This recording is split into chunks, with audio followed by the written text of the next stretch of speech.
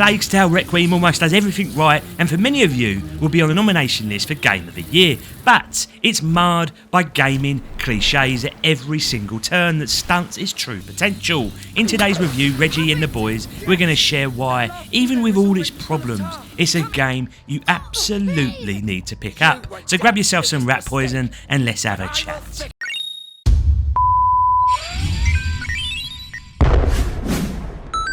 Firstly, this review will be spoiler free other than some truly basic elements to help understand gameplay mechanics. The story is first class shit littered with twists and turns, so you won't see any spoilers here, my lovely gang. Secondly, Reggie has a confession in that he's never played the original, and I'm pleased to report that if you fall into that category, fear not, because the way Asobo have created the storyline here means its history is opened up and you won't miss a beat. The basic premise is that you play as some bird called, I think it's Amicia, who dotes over her little annoying brother. A plague of rats devours everything in sight, and it seems little Johnny Lad has some sort of connection with those rats. Along the way, you're helped by a toffee little twat companion called Marcus, who seems to have an answer for bloody everything, but more on that toff later. And that's all I'm going to share on the story, boys and girls, so you enjoy the rest of the review in peace. Much like the British government, you exist in a world of utter turmoil where every turn is pure chaos.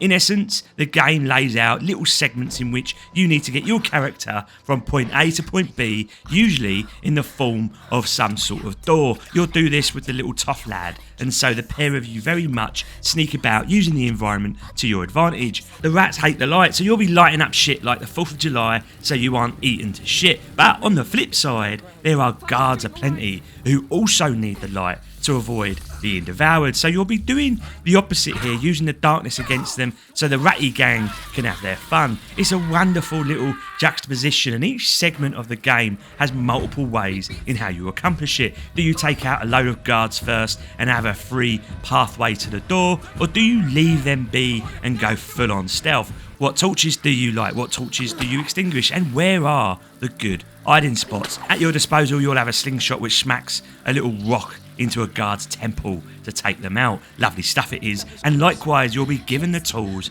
to light or extinguish flames. And I'm pleased to report it's difficult without being unfair. The mini playgrounds on offer here, they are a real challenge, but the solution is always there to be discovered. Sadly though, this is where those gaming cliches come into play, and A Plague Tale is littered with them. You'll be walking along peacefully when suddenly you'll see before you a load of shrubbery and unlit torches that all seem a bit out of place. There are no rats or guards at this point, but you know this is going to be the next segment, and lo and behold, the predictability of that is proved true. But it goes further here, because even though these rats and guards give the impression of being random, the truth is, people, everything is placed just right for you to progress. Oh look, a pile of hay for me to light up, which means I can just make it across this path here. Oh bloody well, look, a pool of fire that is exactly the right size I need to progress.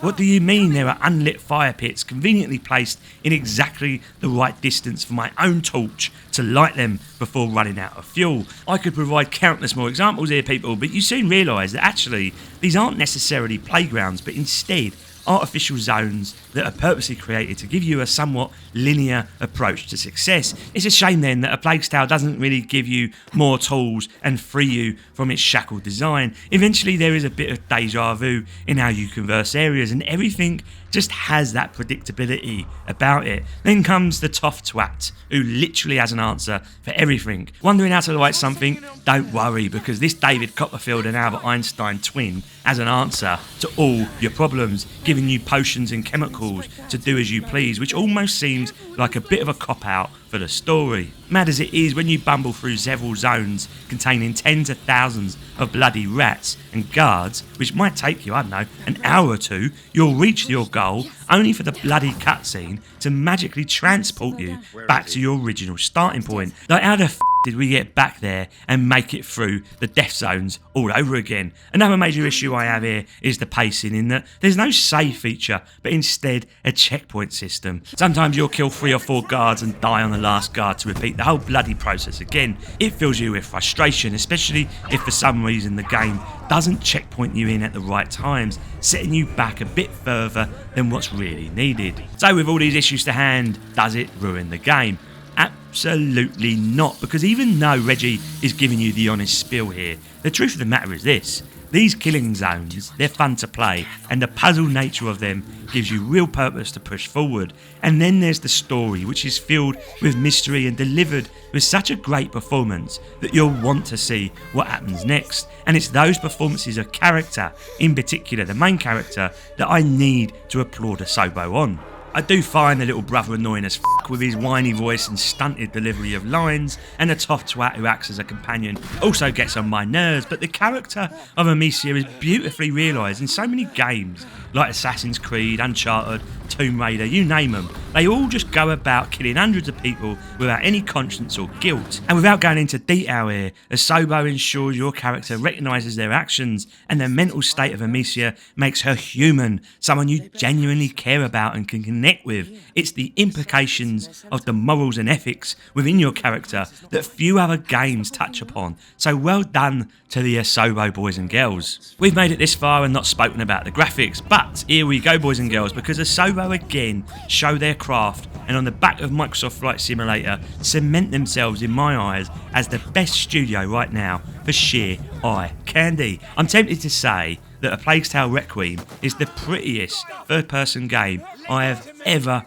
played, and it's going to take some beating, people. It's the sheer level of detail on offer which absolutely astounds you, and it's almost criminal that some areas are packed with so much, only to be walked past for a few seconds. Take this scene here for example, as it's quite symbolic of the whole game. The detail starts on the ground with the straw and branches, they punctuated by rocks and grass, and it gives that real authenticity, and upon closer inspection you can even see that the straw itself has colour and detail. And look at the textures here, the straw baskets, the pots, and indeed the cloth above, which has a little bit of movement in it, showing the weight of it. And that cloth in particular has a frayed edge and stains all over it, showing its use over time. The clothing of the people is very much the same, and the flowers here, you can see the ones that she's selling, they've all got shadows and intricate detail within. The lighting system also provides vibrancy and vividness, and it all combines to provide an authentic medieval France, and yet you will probably be here for no more than 5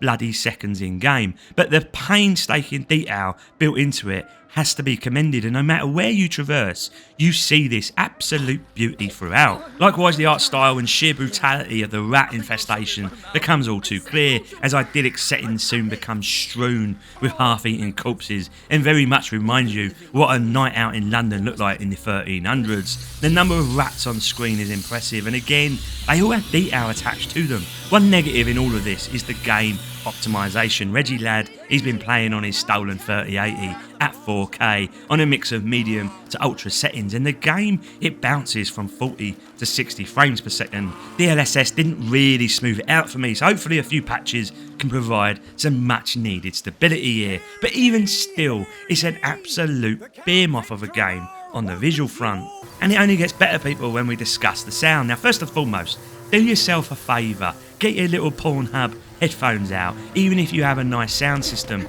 because the stealth nature of the game means that little tough twat and Amicia, they do a lot of whispering to each other, conversing on soldier movements or questioning their actions, and it really does sound close to your ear with those headphones, and it has that lovely ASMR feel to proceedings. And in the distance you can hear soldiers and rats, rain pattering on the tarpaulin of shelters, footprints make subtle rustles in grass, rocks from your sling hit with a lovely crackle. But the best part for me is the voice acting of your own character, where you can hear the strain, the anxiety, the desperation in her voice. The musical score is also superb, and it beats in and out where needed, and when combined with the visual grandeur, what you have here, people, is a package that can only be beaten by Asobo's own Flight Simulator series. It's an absolute stunning combination, and it's a wonderful place to converse in.